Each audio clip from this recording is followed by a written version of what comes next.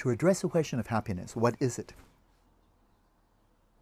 Why not go back to Socrates and Plato and Aristotle? That's part of our culture. These very wise ancient Greeks made a distinction between hedonia, not something vulgar or coarse. I would define it as any kind of pleasure we get that comes in response to some pleasant stimulation. It could be seeing your children grow up happy. It could be having an ice cream cone. It could be enjoying beautiful weather. It could be enjoying a difficult problem in mathematics, enjoying all kinds of things, but you're enjoying it because there's something there that's bringing you enjoyment. And that's a type of happiness. And by and large, money can buy it. Or if you can't get it with money, you can get it with prestige or power.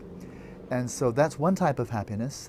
And to show that this is not trivial, the kind of happiness you have by having enough to eat, by having clothing, shelter, medical care when you need it, and education.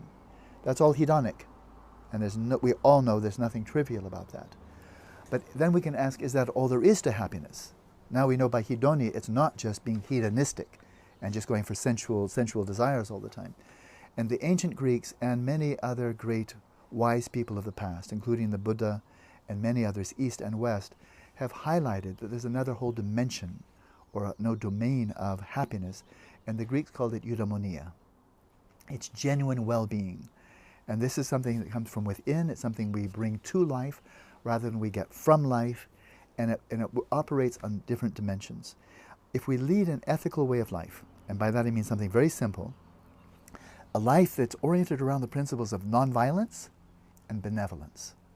That's basically all of Buddhist ethics, and many people can relate to that. If we just stop right there, that's good.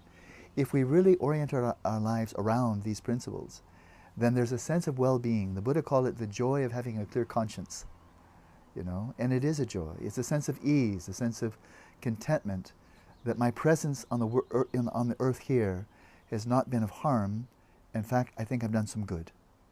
And even if I never meditate for a moment, that's already good, and there's a satisfaction in that.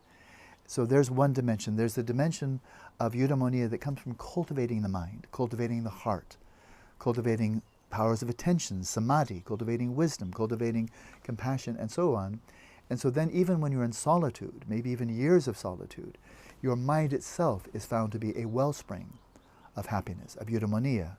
And then finally, there is a sense of joy, it even can be bliss, by coming experientially to know the nature of reality, who you actually are, what's the nature of awareness, what's the nature of reality.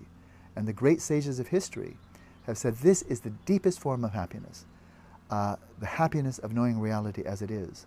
And I take that at face value. And that, the pursuit of that type of eudaimonia, from ethics, from the cultivation of the heart and mind, and from coming to know reality as it is, I would then, as a disciple of the Dalai Lama, His Holiness Dalai Lama since 1971, he has said this is the very purpose of life, the very meaning of life, and I fully agree with that.